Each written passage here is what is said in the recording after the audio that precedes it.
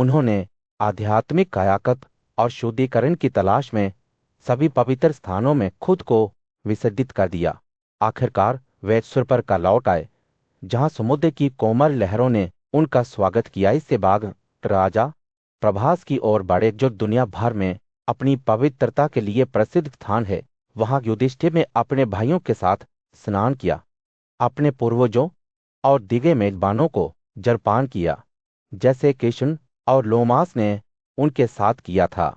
12 दिनों तक वे केवल हवा और पानी पर जीवन यापन करते हुए तपस्वी कार्यों में संलग्न रहे। जैसे ही राजा की तपस्या की खबर बलराम और कृष्ण तक पहुंची, वे अपने आदेश पर सैनिकों के साथ उनके पक्ष में चले गए। पहुंचने पर उन्हें एक मार्मिक दृश्य का सामना करना पड़ा। युधिष्ठिर और उनके भाई समुद्र के तट पर पवित्र स्थान पर उतरने वाले प्रभासा के ऊपर सूरज डूब रहा था। बलराम के नेतृत्व में विष्णु आ गए थे, जिन्होंने जंगली फूलों से बनी माला पहनी थी और अपनी बाहों में हल्का हिस्सा लिया था।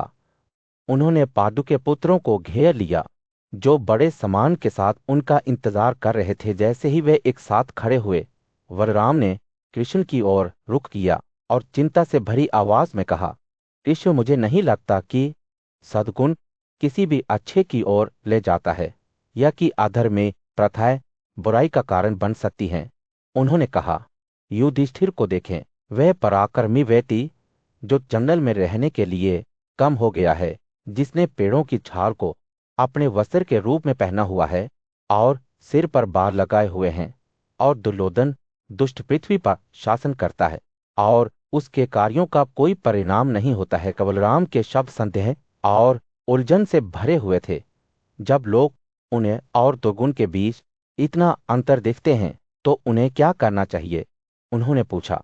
यहाँ युधिष्ठिर हैं, जिन्होंने धार्मिक मार्ग पर चलने के लिए अपना राज्य और सुख छोड़ दिया है, फिर भी दुख में रहते हैं।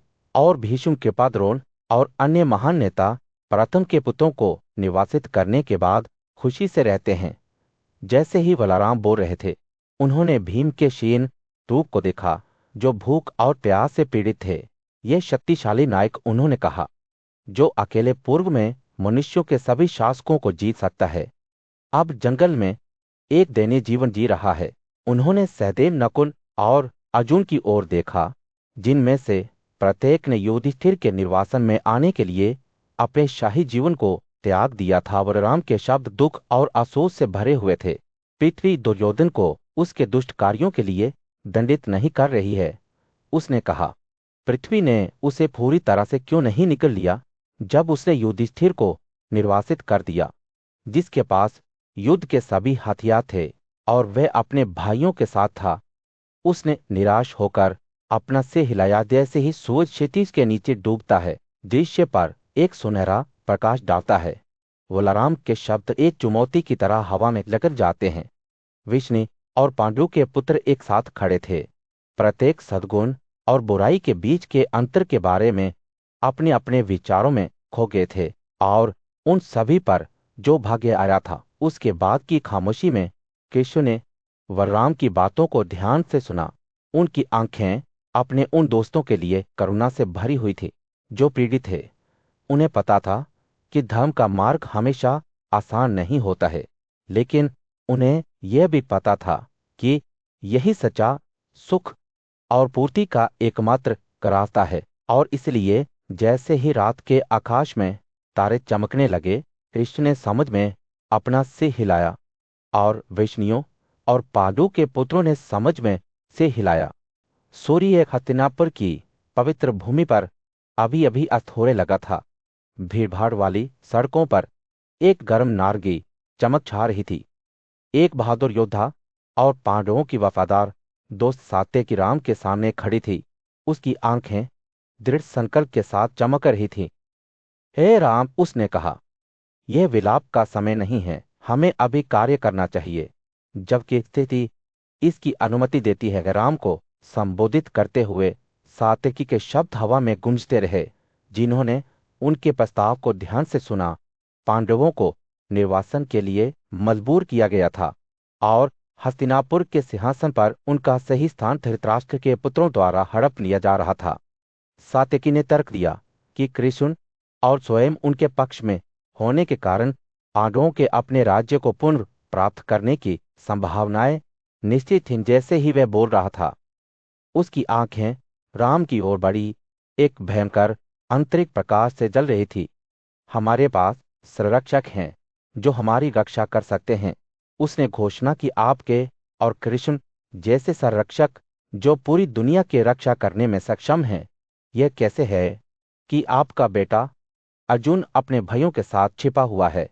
यह कार्रवाई का समय है। आइए हम युद्ध में भाग लें, अपने पैरों के नीचे अपने दुश्मनों को कुचल दें। सात्यकी के शब्दों को राम से एक जोरदार सहमति मिली, जिसने सहमति में अपना सिर हिलाया। कृष्ण, उसने कहा, यह आपको खुद को महान योद्धा के रूप में साबित करने का मौका है। अपना धनुष उठाएं और आइए हम धृतराष्ट्र के बेटों को शक्ति का सही अर्थ दिखाएं। लेकिन जैसे ही बातचीत गर्म हो रही थी, कृष्ण ने हस्तक्षेप किया। उनकी आवाज शांत और मापी हुई थी। हे मधु की जाति के वंशज, उन्होंने सात्यकी से कहा, आपके शब्द वास्तव में सच हैं, लेकिन हमें अपने महान राजा युधिष्ठिर की इच्छा पर विचार करना चाहिए।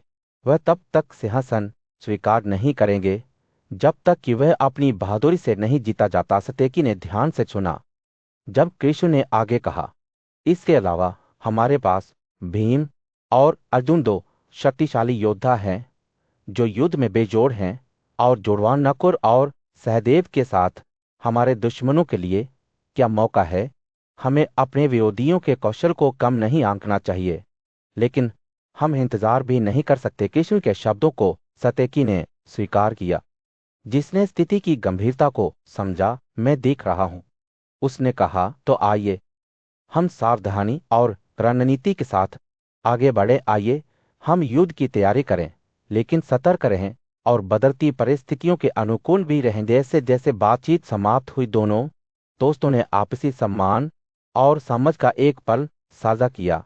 वे जानते थे कि उनके शब्द इतिहास के पाठ्यक्रम को आकार देंगे, और वे न्याय की जीत देखने के लिए दृढ़तांतिम विदाई के साथ सात्यकी और कृष्ण राम से अलग हो गए और अपने अपने घरों को लौट गए।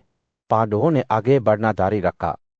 प्राचीन भारत की पवित्र भूमि में एक शानदार कहानी सामने आई, जिसमें भक्ति, बलिदान और आध्यात्मिक ज्ञान की खोज की बात की गई थी। कहा जाता था कि एक पुराने युग में राजा नृग ने यहाँ एक भव्य बलिदान किया था, जिससे शक्तिशाली इंद्र, वज्रपात करने वाले देवता, जिन्होंने शत्रुतापूर्ण शहरों को ध्वस्त कर दिया था, राजा द्वारा सोम रस, एक पवित्र अमृत की भेंट ने इंद्र को पुनर्जीवित किया और उनके दिल को खुशी से भर दिया। जैसे ही इंद्र सहित देवी देवता इस महत्वपूर्ण अवसर को मनाने के लिए एकत्र हुए, उनके साथ सभी जीवित प्राणियों के रक्षक भी शामिल हो गए। एक साथ उन्होंने अभूतपूर्व पैमाने पर विभिन्न बलिदान किए। सेवा करने वाले पुजारियों पर प्रचुर अनुग्रह की बौछार की, जिन्होंने इन अनुष्ठानों को सुगम बनाया था। राजा अमूर्तराय, एक शक्तिशाली शासक, नृग के नक्षेकदम पर चलते हुए इंद्र को 7 घोड़ों के बलिदान के दौरान सोम रस की अपनी भेंट से संतुष्ट करते हुए, इस भव्य दृश्य में अनुष्ठान में उपयोग की जाने वाली वस्तुओं को भी सोने से तैयार किया गया था, जो राजा की असीम उदारता का एक प्रमाण था। यह कहानी एक पूज्यश्री लोमास ने सुनाई थी, जिन्होंने राजा युधिष्ठिर से इस पवित्र भूमि के गुणों के बारे में बात की थी। उन्होंने बताया कि कैसे पृथ्वी के रक्षक गया ने 7 शानदार यज्ञ किए थे, जहां इंद्र सोम का रस पीने से प्रसन्न थे और पुजारियों को अनगिनत धन से पुरस्कृत किया गया था। राजा की उदारता की कोई सीमा नहीं थी, क्योंकि सोने से बनी वाणी की देवी की छवियां भी पवित्र जाति को उपहार के रूप में दी जाती थी, जो देश के सभी कोनों से आई थी।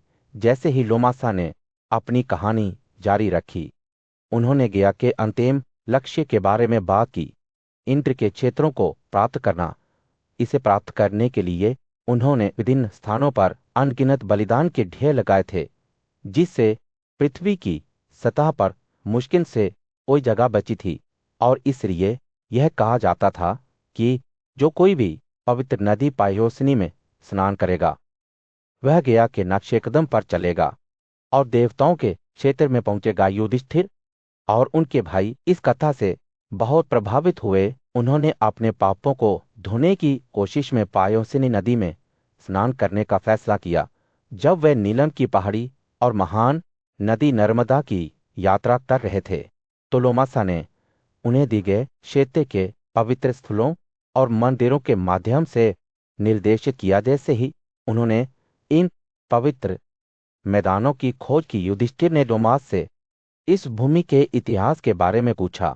ऋषि ने एक पुराने युग की कहानी सुनाना शुरू कर दिया, जिसमें सरियाती के बलिदान संस्कारों के बारे में बताया गया था, जिसमें इंद्र एक दृश्य रूप में प्रकट हुए और दो दिग्चिकित्सकों के साथ सोम का रस दिया।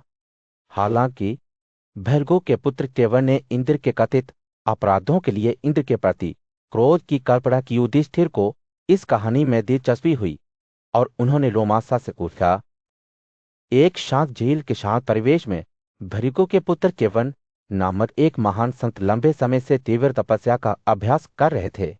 उनका चमत्कार रूप और शक्तिशाली ऊर्जा स्पष्ट थी। जब उन्होंने वे मुद्रा ग्रहण की, एक निर्जीव पद की तरह गतिहीन गए समय बीता गया और उनका शरीर लताओं से ढके एक समूह में बदल गया। चींटियों के झुंड ने उन्हें घेर लिया, जिससे वे मिट्टी के ढेर के अलावा और कुछ नहीं दिख रहे थे। जैसे जैसे मौसम बदलता गया, सरियाती नाम की एक शासक 4000 पत्नियों और अपनी इकलौती बेटी सुकन्या के साथ मनोरंजन के लिए इस स्वर में झील पर आई। सुकन्या अपनी नौकरानियों से घिरी हुई और खगोलीय रत्नों से सजी हुई इधर उधर घूमती रही, आसपास की सुंदरता को लेती रही। जंगल में घूमते हुए खिलते पेड़ों की टहनियों को तोड़ते हुए उसकी आंखें चमक उठी। अपने आसपास से अनजान वे बिजली के लापरवाह परित्याग के साथ चलते रही। भृगु के बेटे, जो अब एक एंथिर है, ने सुकन्या के निर्दोष लेकिन आकर्षक स्वभाव को देखा। उसकी बुद्धि और तपस्वी ऊर्जा उसकी उपस्थिति से उत्तेजित हो गई और उसे इच्छा की एक लहर महसूस हुई। हालांकि उसकी नीची आवाज ने उसे पुकारा, लेकिन उसने उसे नहीं सुना।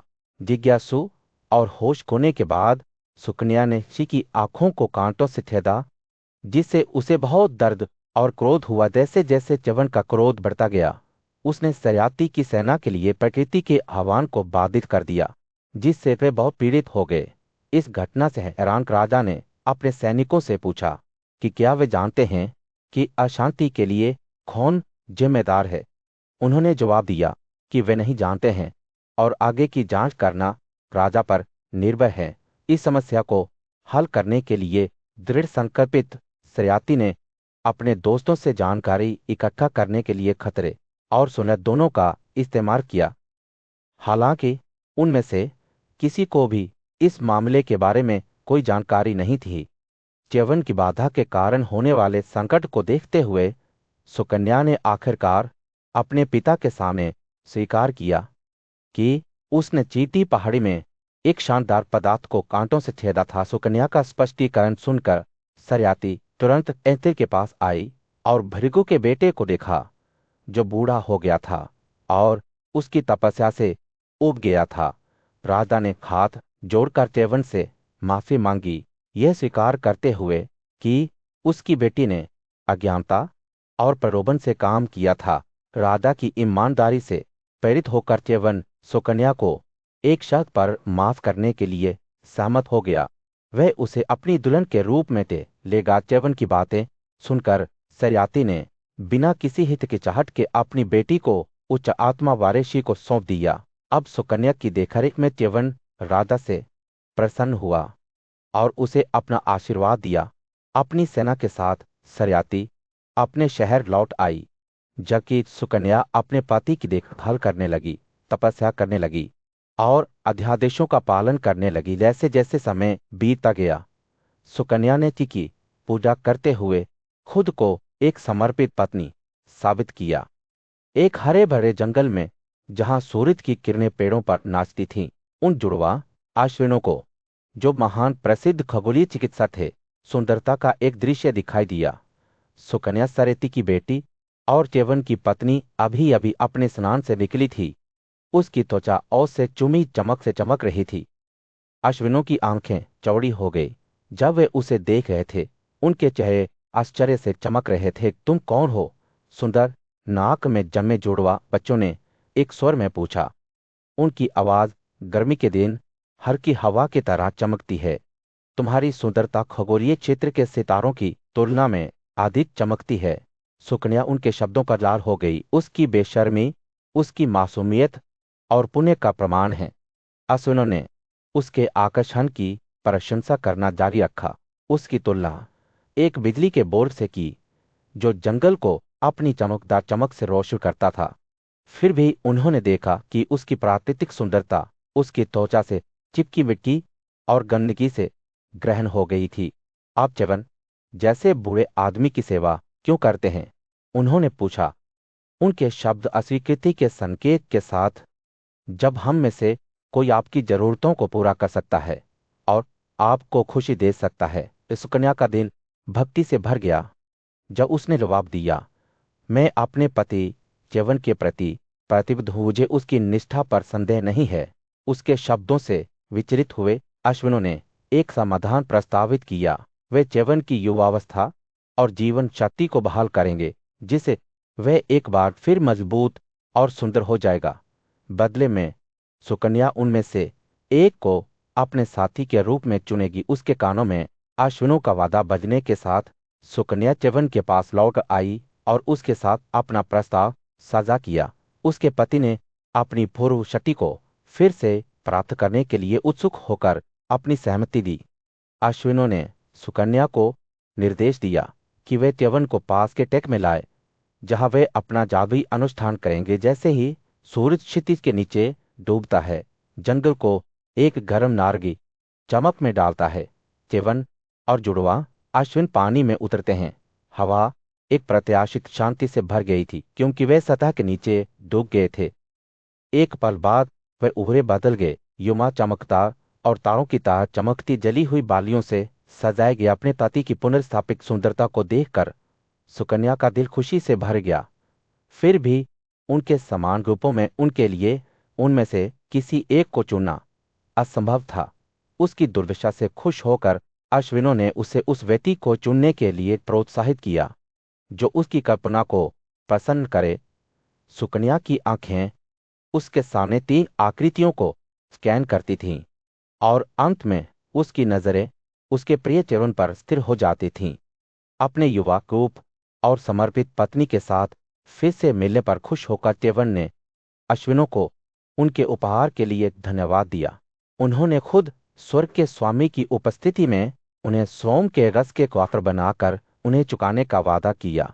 कृतज्ञता से भरे दिलों के साथ जुड़वा बच्चे उनके पास चढ़ गए। पूज्य भृगु के पुत्र च्यवन के शांत आश्रम में एक उल्लेखनीय कहानी सामने आई।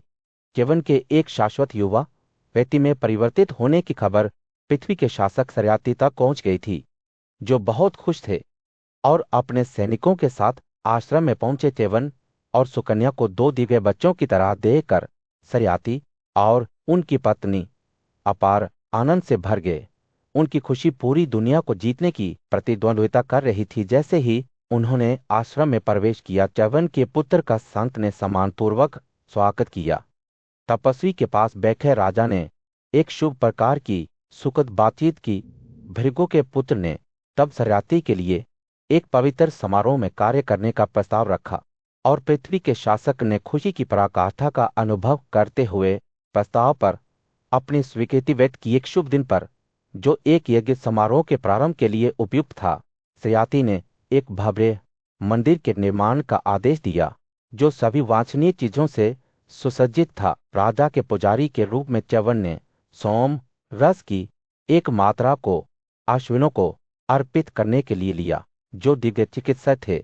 हालांकि दिव्य देवताओं के स्वामी इंद्र ने यह कहते हुए अपना प्रतिबंध घोषित किया कि अश्विनों को सोम रस का प्रसाद प्राप्त करने का कोई अधिकार नहीं था। च्यवन ने इंद्र के शब्दों का विरोध करते हुए कहा, ये दोनों शक्तिशाली उद्यमी हैं, शक्तिशाली आत्माओं से संपन्न हैं और असामान्य रूप से सुंदरता और कृपा से संपन्न हैं, और उन्होंने हे इंद्र, मुझे एक शाश्वत युवा व्यक्ति में बदल दिया है जो कि एक खगोलीय के समान है। आपको और अन्य खगोलीय लोगों को अशुद्ध सोम रस पर अधिकार क्यों होना चाहिए, न कि उन्हें इस पर? इंद्र ने फिर से कहा कि अश्विन केवल ऐसे सेवक थे जो चिकित्सा कला का अभ्यास करते थे। इंद्र की बातों से विचलित हुए बिना च्यवन ने वह भेंट उठाई जो वह करना चाहता था। हालांकि जब वह सोम रस का एक अच्छा हिस्सा लेने ही वाला था, तो इंद्र ने उसके कार्य को देखा और उससे कहा, यदि आप सोम को उन खगोलीय लोगों को अर्पित करने के लिए उठाते हैं, तो मैं आप पर अपने भयानक रूप की गड़गड़ाहट फेंक दूंगा जो मौजूद सभी हथियारों से बेहतर है। च्यवन ने इंद्र की ओर मुस्कुराते हुए नजर डाली और सोम रस की एक अच्छी मात्रा ली। इंद्र ने तब च्यवन पर अपना वज्रपात फेंका, लेकिन भृगु के पुत्र ने संत की भुजा को लकवाग्रस्त कर दिया। इंद्र की भुजा को लकवाग्रस्त करने के बाद च्यवन ने पवित्र भजनों का पाठ किया और आग पर चढ़ावा चढ़ाया। इसके साथ उन्होंने अपना उद्देश्य प्राप्त किया और दिव्य देवता को नष्ट करने का प्रयास किया। च्यवन की तपस्वी ऊर्जा के परिणामस्वरूप मदा नामक एक विशाल राक्षस अस्तित्व में आया। देवताओं के क्षेत्र में दिव्य शक्तियों के पराक्रमी स्वामी इंद्र भय से कांप रहे थे। उनके सामने राक्षस मदा खड़ा था जो स्वयं मृत्यु के देवता की तरह ही भयावह था। इंद्र की अपनी बाहें लकवाग्रस्त हो गई थीं, जो उसे पूरी तरह से निगलने के राक्षस के इरादों से अपना बचाव करने में असमर्थ थी। खुद को बचाने के एक हताश प्रयास में इंद्र ने बार बार अपने मुंह के कोनों को चाट लिया। उनका डर और चिंता स्पष्ट थी। जैसे ही सारी आशा खो गई, भृगु का बुद्धिमान और शक्तिशाली पुत्र च्यवन घटनास्थल पर दिखाई दिया। भय से प्रताड़ित इंद्र ने च्यवन से उसकी ओर से हस्तक्षेप करने के लिए विनती की।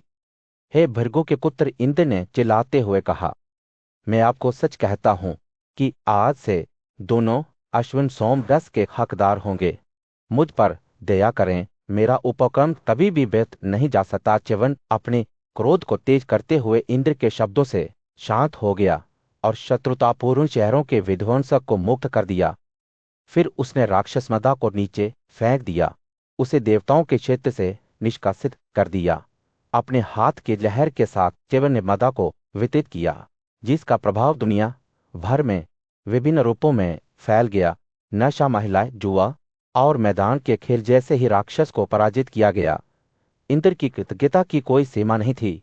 उन्होंने च्यवन को एक सोमरात की पेशकश की, जिसे उन्होंने कृतज्ञता से स्वीकार कर लिया।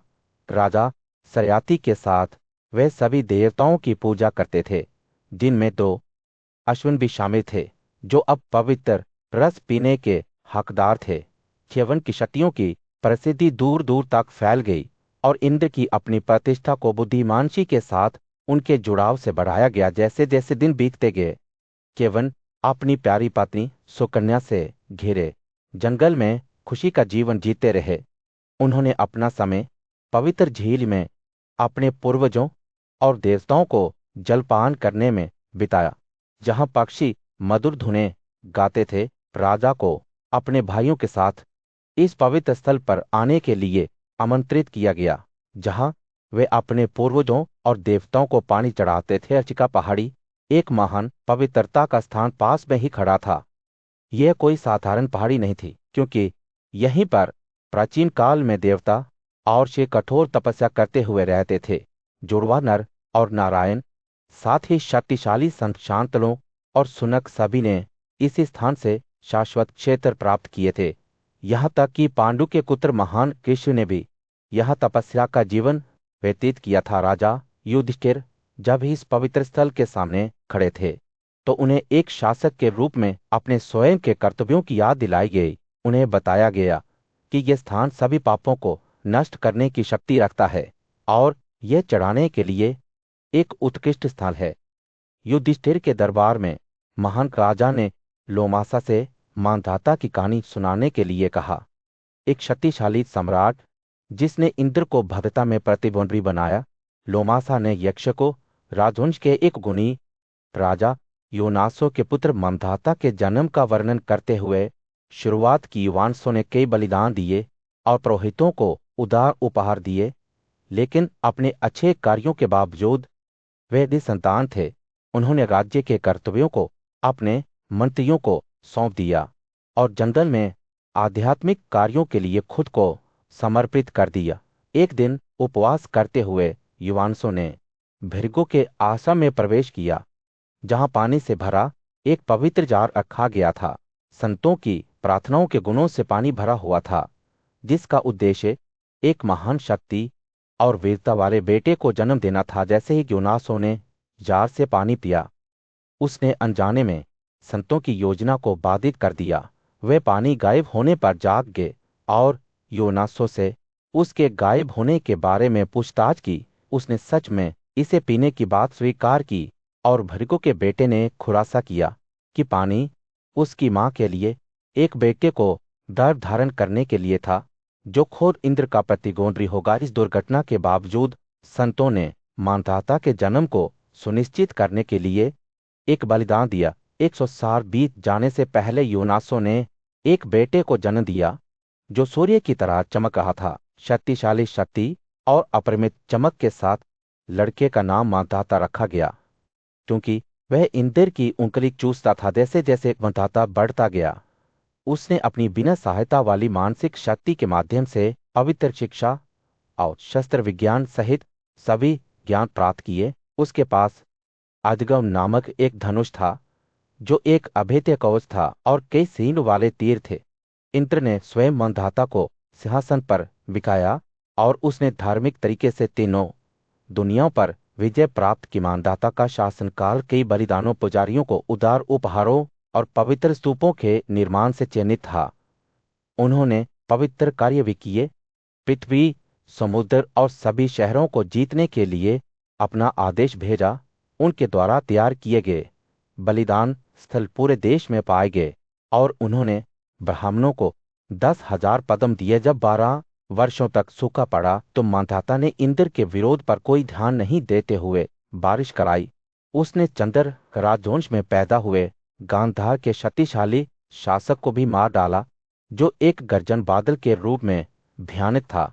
मानधाता ने लोगों के 4 आदेशों की रक्षा की और अपने कठोर और धर्मी जीवन के माध्यम से दुनिया को नुकसान से बचाया। लोमासा ने उस स्थान का वर्णन करते हुए अपने कथन का समापन किया, जहां कुरु क्षेत्र के बीच में स्थित मानधाता ने देवताओं को बलि दी थी। युधिष्ठिर ने ध्यान से सुना और वैशंपायन ने लोमासा से इस बारे में और कहानियां सुनाने का अनुरोध किया। राजा युधिष्ठिर के दरबार में राजा ने स्वयं एक जिज्ञासु पूछताछ की। हे सबसे अच्छे बताओ, उसने लोमासा से कहा। राजा सुमका के पास कितनी शक्ति और शक्ति थी? मैं उसके कार्यों और उसकी शक्ति का सटीक विवरण सुनना चाहता हूं। लोमासा अपनी बुद्धिमान और जानकार आंखों से राजा सोमक की कहानी सुनाने लगा। सोमक नामक एक पुनि राजा था। उसने कहा, जिसकी 100 पत्नियां थी, जो सभी अपने पति के अनुरूप थी। वह बहुत ध्यान रखता था, लेकिन उनमें से किसी से भी एक भी पुत्र प्राप्त करने में सफल नहीं हो सका। एक लंबा समय बीत गया, जिसके दौरान वह एक पुत्रहीन व्यक्ति बना रहा। जैसे जैसे साल बीतते गए, राजा सोमका बूढ़ा होता गया और उत्तराधिकारी के लिए बेताब होता गया। एक दिन जब उसकी पत्नियां उसे उपहार और प्रसाद के साथ घेर रही थी, तो एक छोटी चींटी ने उनके छोटे बेटे जंतु को उसके कुन्हे पर डंक मार दिया। बच्चे की भेदी चिल्लाहट महल में गूंजती गई, जिससे माताओं में परेशानी होती गई और एक उथल पुथल की आवाज जो खुद राजा के कानों तक पहुंच गई। सोमका को तुरंत महिला आवासों में हंगामे की सूचना दी गई। वह अपने मंत्रियों और पारिवारिक पुजारी के साथ अपने सिंहासन से उठा और घटनास्थल की ओर भागा। पहुंचने पर उसने अपने बेटे के दर्द को शांत किया और फिर अपने परिचारकों के साथ वापस चला गया। जंतु के लिए राजा की चिंता तब और बढ़ गई जब वह जीवन की नाजुकता के बारे में सोच रहा था।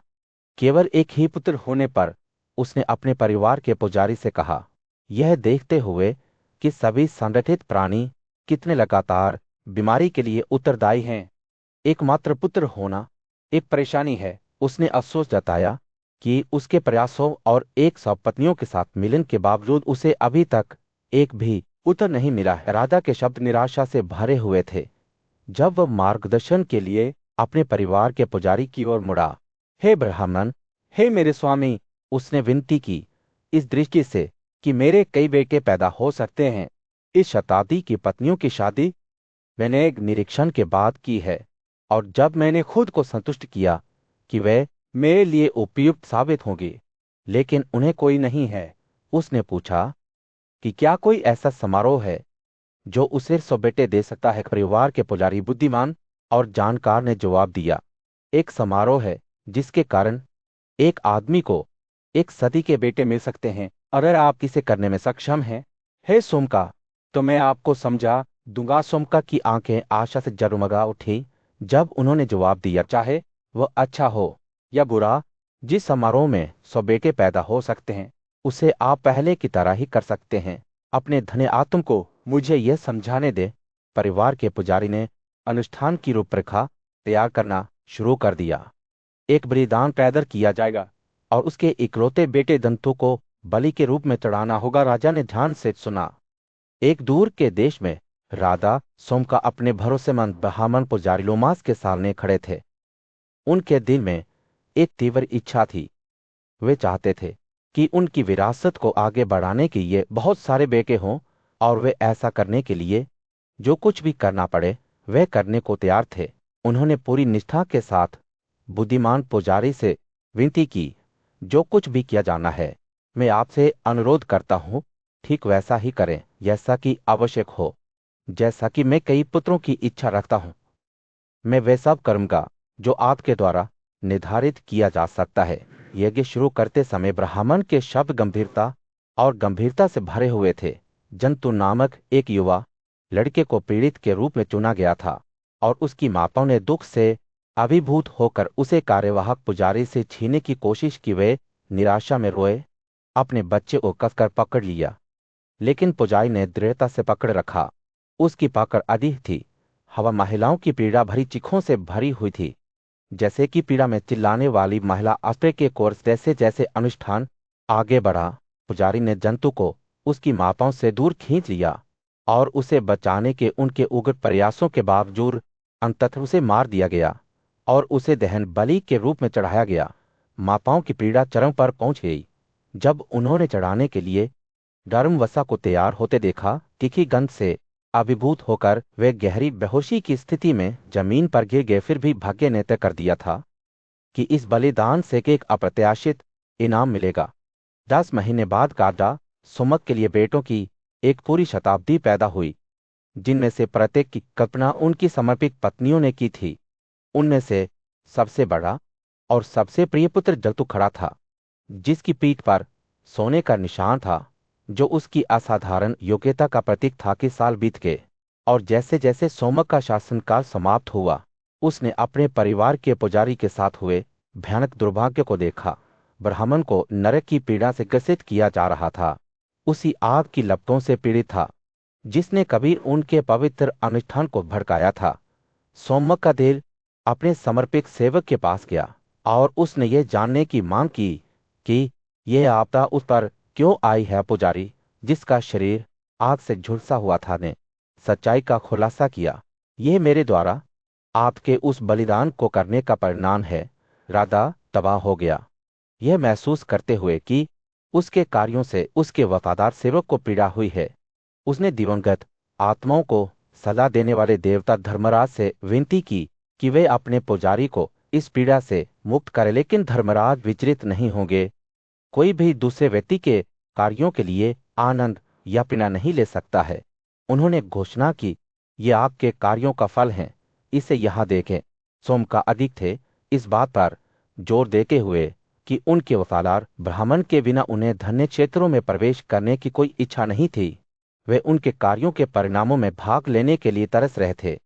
जैसे ही लोमासा राजा युधिष्ठिर के सामने खड़ा हुआ, उसने महान भक्ति और आध्यात्मिक महत्व की एक कहानी सुनानी शुरू कर दी। हे राजा, उसने कहा, उसकी आवाज श्रद्धा से भरी हुई थी।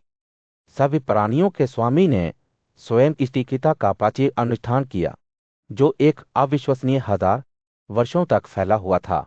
जैसे ही लोमासा ने आगे कहा और नभागा के पुत्र अम्बरीशा ने पवित्र यमुना नदी के पास बलिदान दिया, उसने अपने परिचारक पुजारियों को 10 पदुम सोने के सिक्के दिए और अपनी भक्ति के माध्यम से सर्वोच्च सफलता हासिल की। लोमासा राजा को एक ऐसे स्थान पर ले गया जहां शक्तिशाली सम्राट याति ने एक बार अपना बलिदान संस्कार किया था। जमीन पर विभिन्न प्रकार के यज्ञों के लिए जगह थी और याति के पवित्र कार्यों के बोझ के नीचे पृथ्वी कम होती दिख रही थी। लोमासा ने एक छोटी एकल पत्ते वाली शाखा की ओर इशारा करते हुए कहा, यह सामी पेड़ देखो, और यह एक उत्कृष्ट झील है।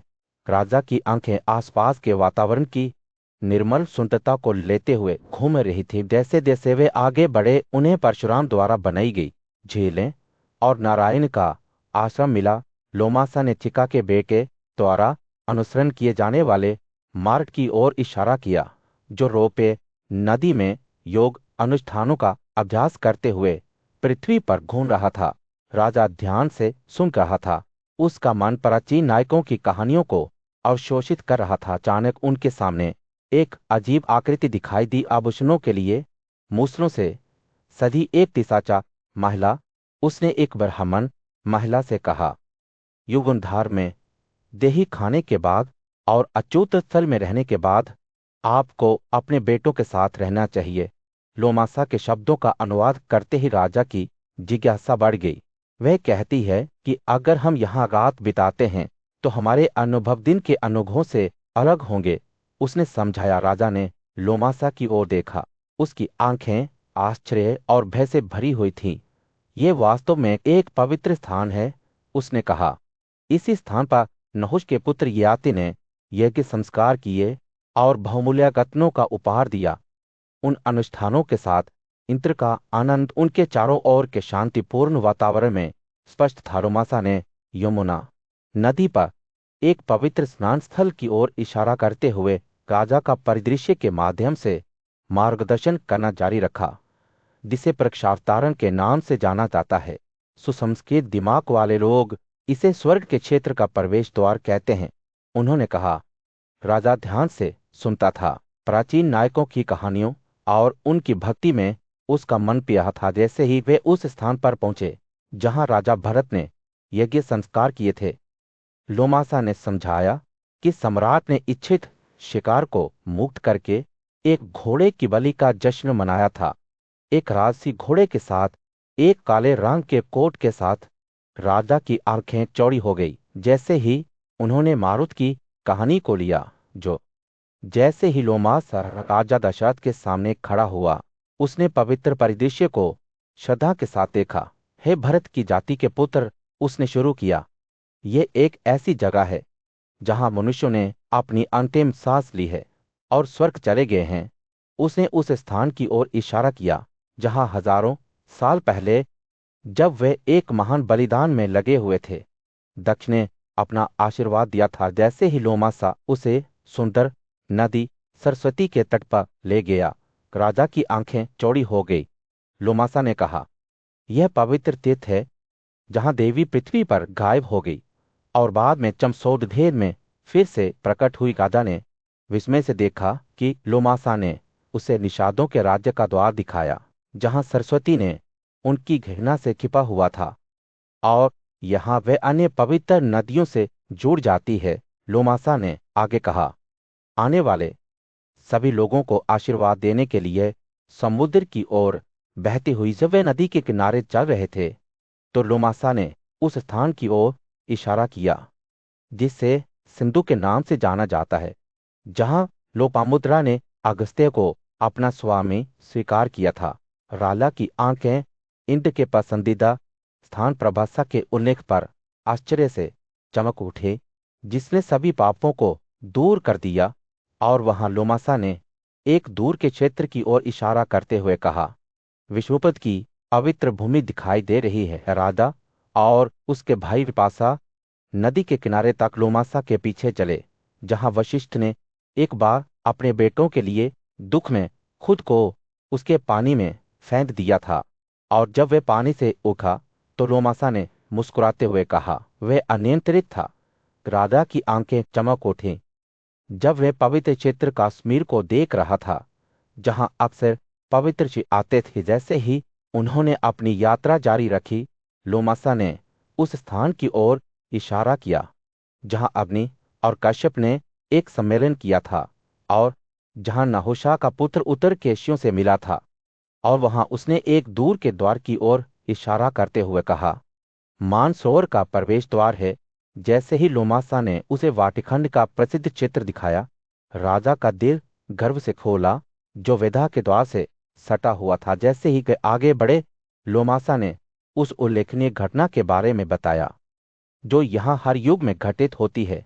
भगवान शिव उमा और उनके अनुयायियों के साथ इस स्थान पर प्रकट होते हैं, और जो लोग अपने परिवारों के कल्याण की इच्छा रखते हैं। उन्होंने कहा, चैत्र के महीने में महान धनुष पिनाक के धारक को बलिदान से प्रसन्न करें।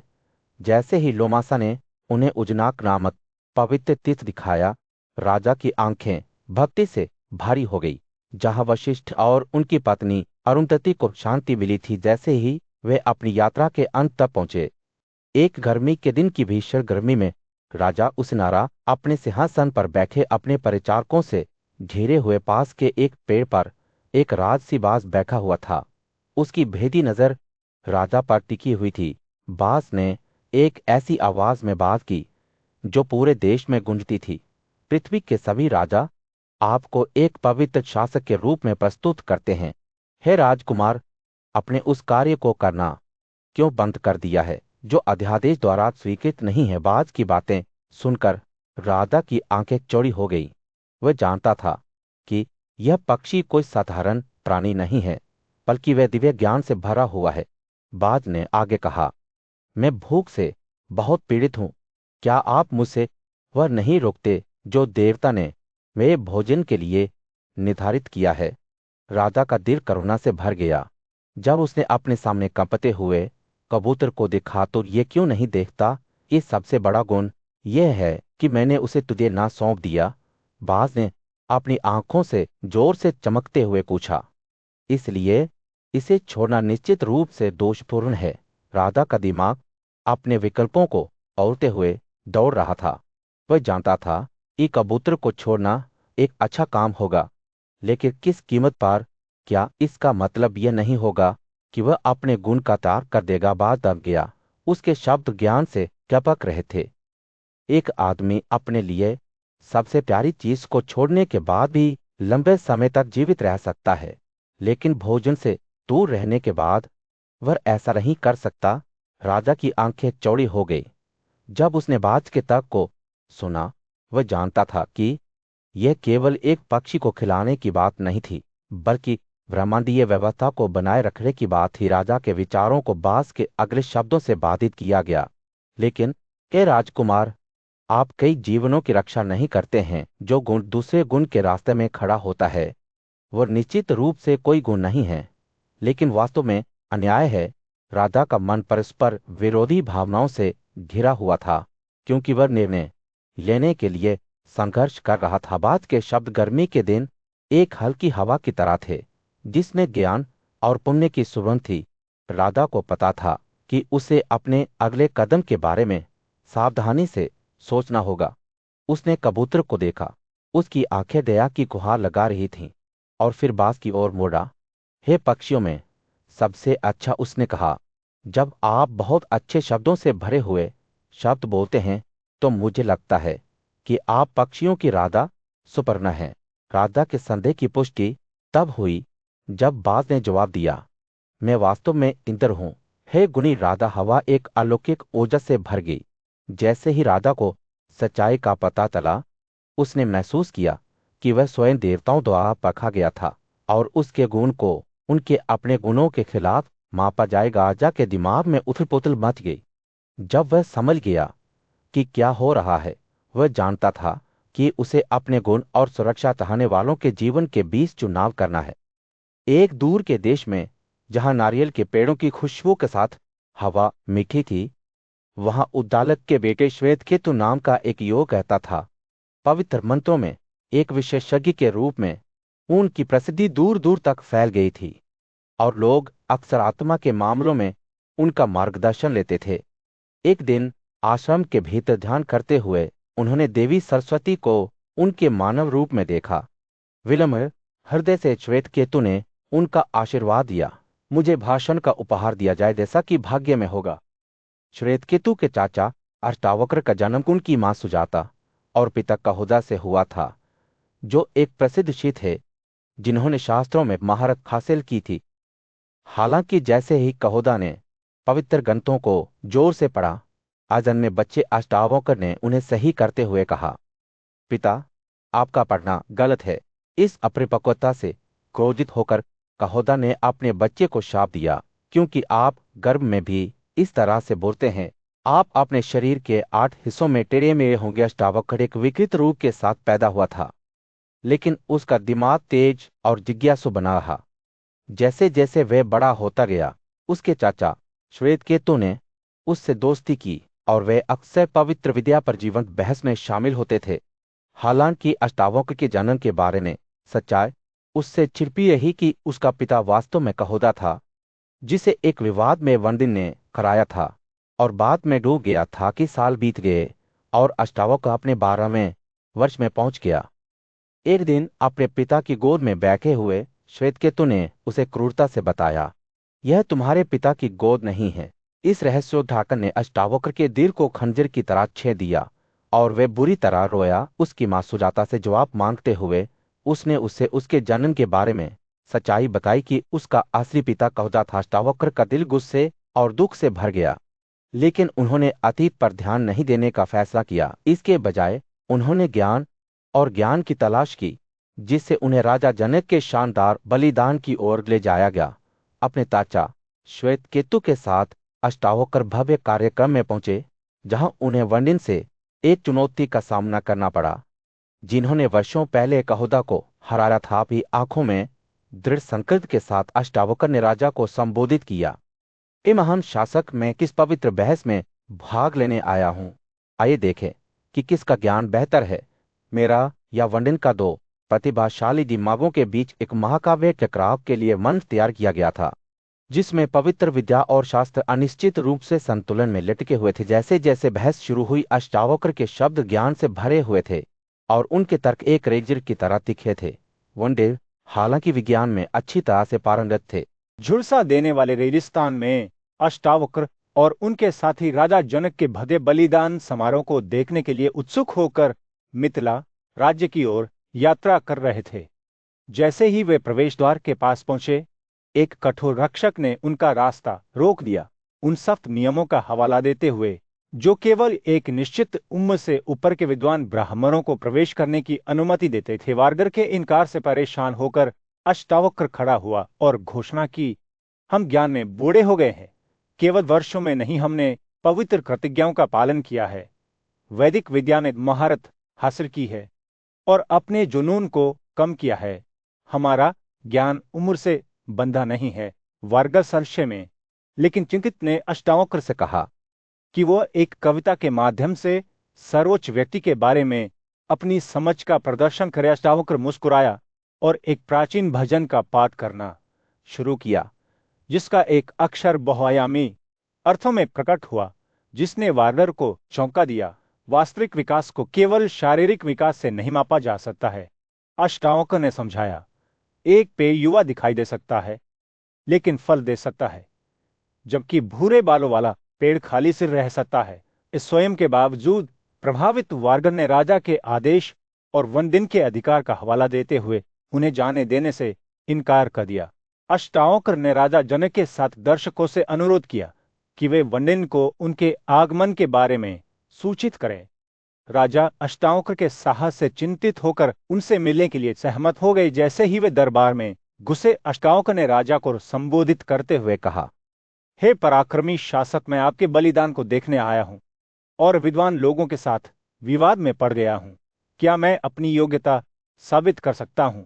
अष्टावक्र के आत्मविश्वास से खुश होकर राजा ने उनसे पवित्र चक्र के बारे में अपना ज्ञान प्रदर्शित करने के लिए कहा, जिसमें 30 भार 12 भार 24 जोड़ और 360 नुकीये थे। अष्टावक्र ने जवाब दिया, वो सदा चलने वाला पहिया आपकी रक्षा करे, और पहियों की एक श्रृंखला शुरू की जिनमें से प्रत्येक पिछली की तुलना में अधिक जटिल थी।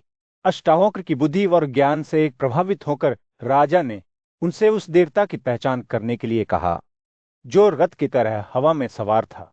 और उसने किन प्राणियों को जन्म दिया? अष्टावक्र ने जवाब दिया, भगवान इंद्र हैं और उनकी संतानें सूर्य और चंद्रमा हैं। राजा ने फिर एक और पहेली खड़ी की, सोते समय क्या अपनी आंखें बंद नहीं करता है? जन्म लेने पर भी क्या नहीं चलता है? किसका दिल नहीं है और किसकी गति बढ़ती है?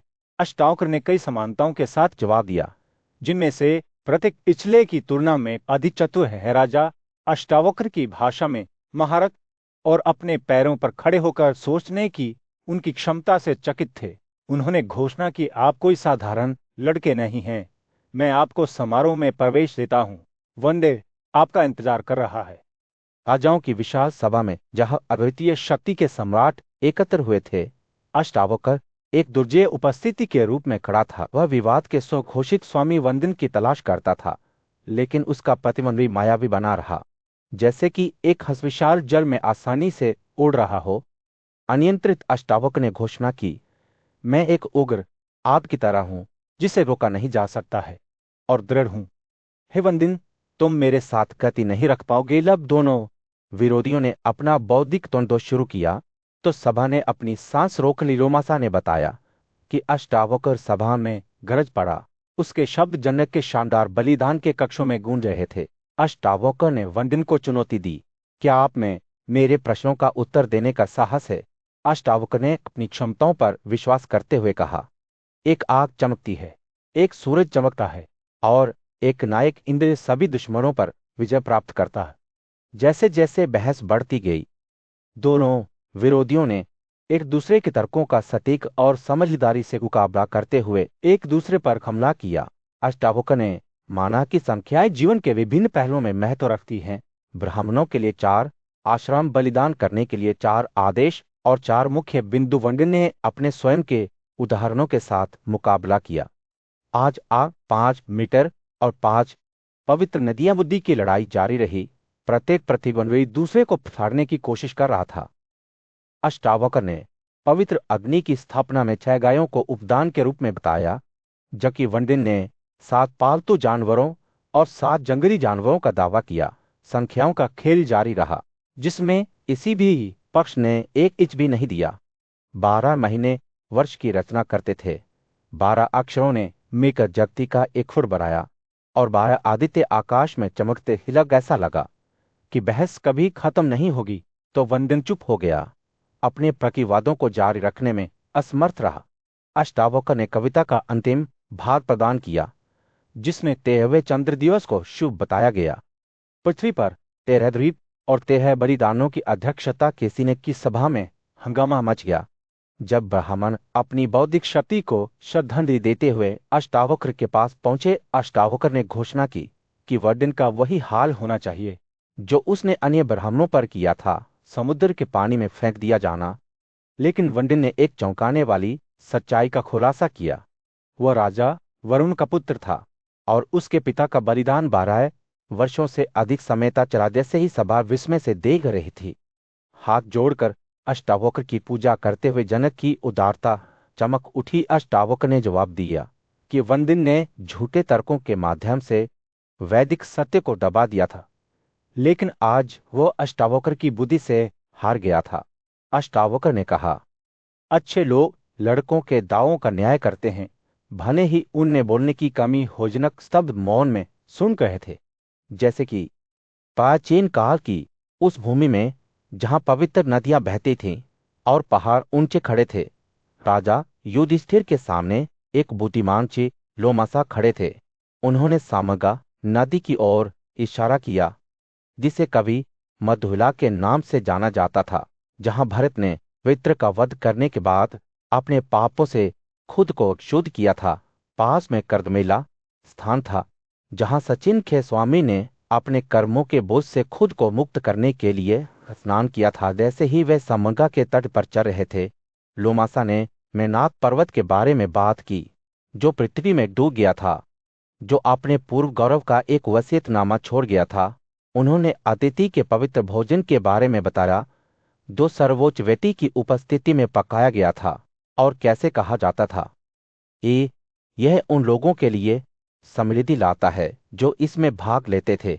राजा और उनके साथी ऊंची कनकर श्रेष्ठता की ओर खींचे गए, जहाँ ऋषि अक्सर रहते थे, और शक्तिशाली नदी गंगा धीरे धीरे बहती थी। लोमासा ने आगे कहा, पुराने दिनों में पवित्र से संत कुमार ने इस स्थान पर बड़ी तपस्वी सफलता हासिल की थी, और यदि आप है अजमेदा जाति के वंशज इन पानी में स्नान करते हैं तो आपके पाप धुल जाएंगे। उन्होंने युधिष्ठिर और उनके मंत्रियों को पुनः झील भृगुतुंगा पर्वत और तुष्णीगंगा नामक दो नदियों के पानी को छूने का निर्देश दिया। जब वे नदी के किनारे खड़े थे तो एक आश्रम दिखाई दिया जो श्री स्थूलसिरों का था। युधिष्ठिर की जिज्ञासा ने उन्हें और अधिक प्रभावित किया, और उन्होंने लोमास से भारद्वाज के पुत्र पराक्रमी यवक्री के बारे में पूछा, जिन्होंने वेदों में बहुत ज्ञान प्राप्त किया था। वे इस कहानी को सुनने के लिए उत्सुक थे कि यवक्री ने पवित्र ग्रंथों की गहरी समझ कैसे प्राप्त की थी। लोमासा ने कहानी सुनाना शुरू किया। भारद्वाज और रेवे दो दोस्त थे जो यहाँ रहते थे, एक दूसरे की संगति में बहुत आनंद लेते थे। भारद्वाज तपस्या करते थे, जबकि रेवे और उनके बेटों ने बड़े उत्साह के साथ वेदों का अध्ययन किया। उन्होंने यवक्री के बारे में बताया, जो अपने पिता की तपस्या को ब्राह्मणों द्वारा उपेक्षित होते हुए देखते हुए बड़े हुए थे, जबकि रेवे के परिवार का सम्मान किया जाता था। इससे यवक्री दुखी और दुखी महसूस करते थे। यवक्री ने वेदों का ज्ञान प्राप्त करने के लिए कठोर तपस्या करने का फैसला किया। उन्होंने खुद को एक धधकती आग के सामने उजागर किया, जिससे इंद्र के मन में चिंता पैदा हो गई। यवक्री की भलाई के लिए चिंतित आकाशीय स्वामी उनके पास गए और कहा, आपकी कठोर तपस्या के पीछे क्या कारण है? आप खुद को क्यों नष्ट करना चाहते हैं? यवक्री ने जवाब दिया, मैं वेदों का ज्ञान प्राप्त करना चाहता हूँ। चैत्र के महीने में जब पेड़ों को फूलों से सजाया जाता था तो लोमासा अक्सर उन गुणी लोगों की कहानियां सुनाते थे जो देश में घूमते थे। ऐसी ही एक कहानी यवक्री के बारे में थी, जो अपने जुनून से निगिर होकर भटकता था। जैसे ही वह रैवे के सुंदर आश्रम में टहल रहा था, यवक्री की आंखें प्रवासु की पत्नी रैवे की बहू पर पड़ी। वह एक किन्नरा महिला की भव्यता के साथ आगे बढ़ी और यवक्री तुरंत प्रभावित हो गई। वह बेशर्मी से उसके पास गया। उसके शब्द इच्छा से टपक रहे थे, मुझसे जुड़ जाओ। यवक्री के स्वभाव से अवगत और रैवे के क्रोध से डरने वाली युवती ने चतुराई से उसके प्रस्ताव पर सहमति व्यक्त की। हालांकि उसके दिमाग में एक योजना थी। उसे एक तरफ ले जाते हुए उसने यवक्री को जंजीरों से बांध दिया, जिससे वह शक्तिहीन हो गया। जब वह आश्रम में लौटा तो रैव्या ने अपनी बहू को आंसू में पाया। कोमल शब्दों के साथ उसने उसे सांत्वना दी और उसके दुख का कारण पूछा। उसने यवक्री और उसके बीच हुई हर बात का खुलासा किया है। कहानी सुनकर रैव्या का क्रोध एक उग्र आग की तरह भड़क उठा। उसका देह जुनून से भर गया और उसने पवित्र अग्नि को भेंट के रूप में अपने बालों का एक खटखटाया हुआ ताला फाड़ दिया। पवित्र मंत्रों के साथ उसने दिव्यशक्ति का आह्वान किया और आग की लपटों से एक ऐसी महिला उभरी जो परवासु की पत्नी से अलौकिक समानता रखती थी। रायवे इस सृष्टि से ही संतुष्ट नहीं था। उसने अपने बालों का एक और ताला तोड़कर उसे फिर से आग में झोंक दिया। इस बार किसी भी अन्य राक्षस की तरह एक राक्षस उघरा भयंकर आंखें तो आंतरिक आग से जलती हुई लग रही थी। दोनों प्राणियों ने एक साथ रायवे से बात की। हम क्या करें? उसका गुस्सा अभी भी उबल रहा था। उसने उन्हें यवक्री को मारने का निर्देश दिया। महिला और दानव सिर हिलाकर अपने मिशन पर निकल पड़े। जैसे ही वे यवक्री के पास पहुंचे, महिला ने अपने आकर्षण का उपयोग करके उसके पवित्र जल बर्तन को चुरा लिया, जिससे वह असुरक्षित हो गया। फिर राक्षस ने अपने ऊपर उठाए गए भाले से यवक्री पर हमला किया, लेकिन वे पास के एक तह की ओर भाग गया। केवल उसे सूखने के लिए वह सभी नदियों की ओर भागा, लेकिन वे भी शोक गेदानर यवकी का पीछा करता रहा। हर मोड़ पर उसके रास्ते में बाधा डालता रहा। भयभीत और हताश यवक्री ने अपने पिता के आश्रम के अग्निहोत्र कमरे में प्रवेश करने का प्रयास किया।